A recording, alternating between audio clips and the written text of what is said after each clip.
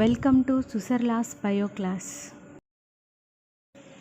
I am Susarla Vijayalakshmi, working as a school assistant biological science at GSR Municipal High School, Gudur, Nellore district.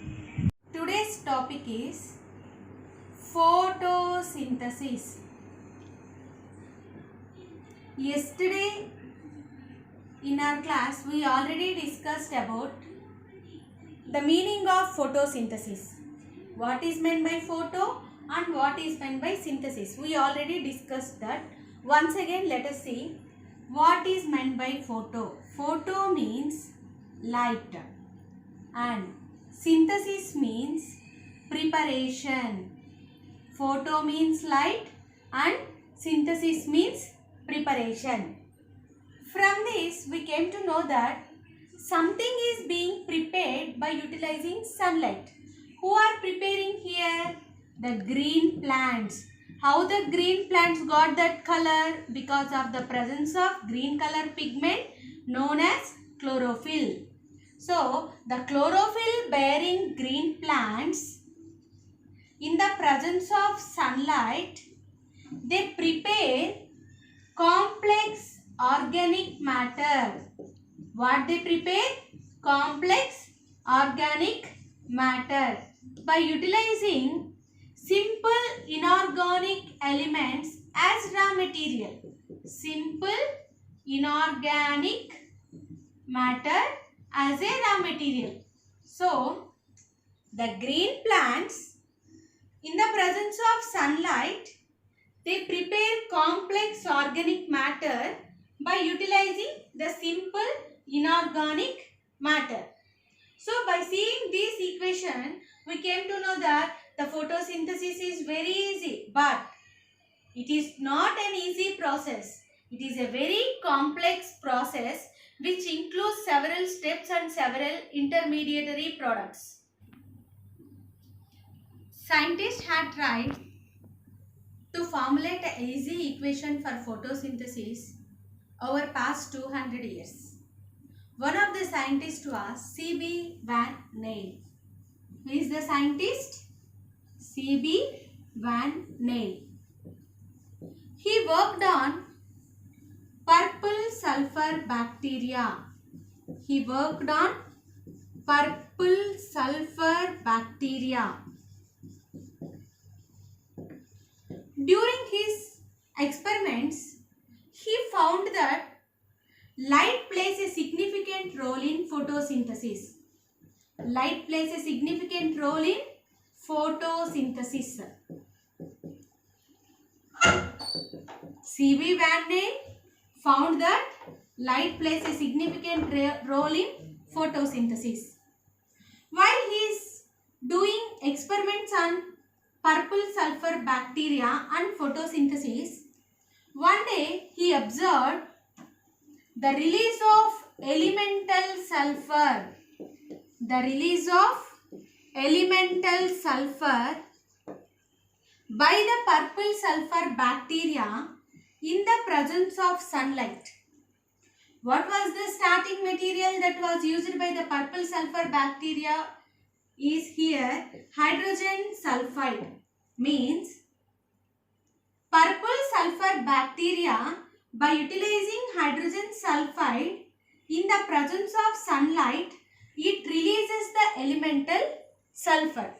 So, C.B. Van Neyl envisioned the same similar process to the photosynthesis that was occurring in plants, and he postulated a simple equation which was below.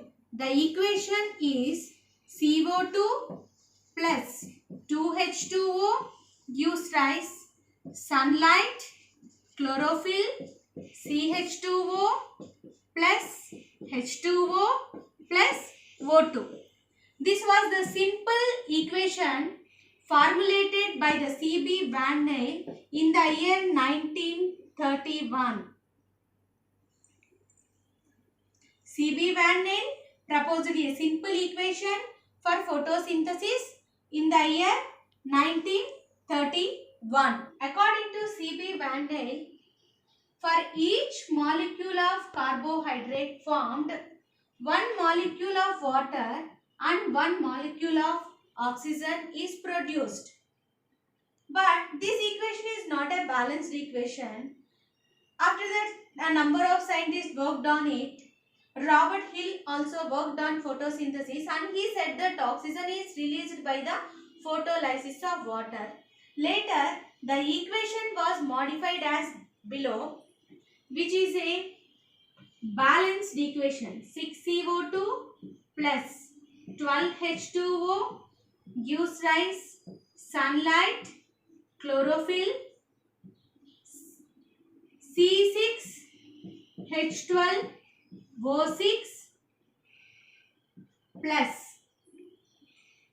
6H2O plus 6O2.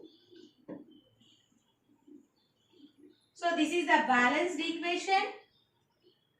What is the balanced equation? 6CO2 plus 12H2O, sunlight, chlorophyll, C6H12O6 plus 6H2O plus 6O2.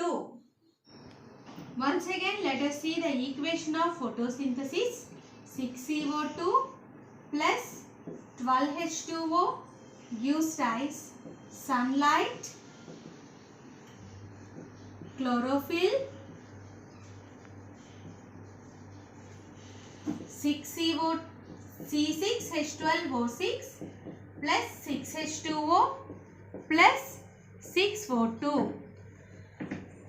This is the balanced equation for photosynthesis. From this equation, what we can understand? So, the chlorophyll which is present in the green plants trap the energy from the sunlight. The chlorophyll which is present in the green plants trap the energy from the sunlight, and this energy break down the water molecule into water vapor and oxygen.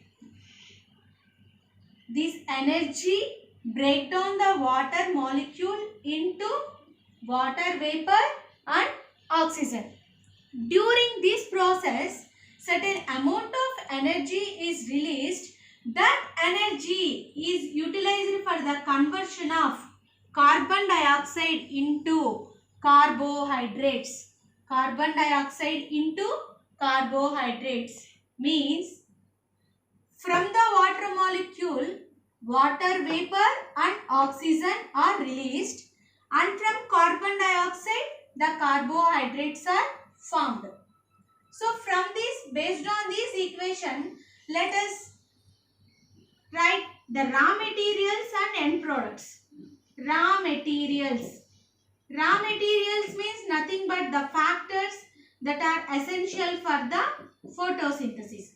Factors essential for the photosynthesis. What are the factors that are essential for the photosynthesis? Carbon dioxide, water, sunlight, chlorophyll. So, what are those factors?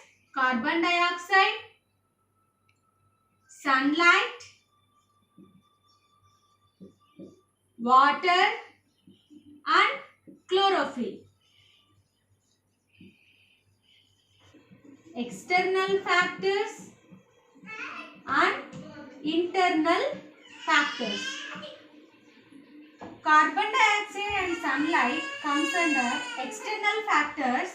Water, chlorophyll comes under internal factors.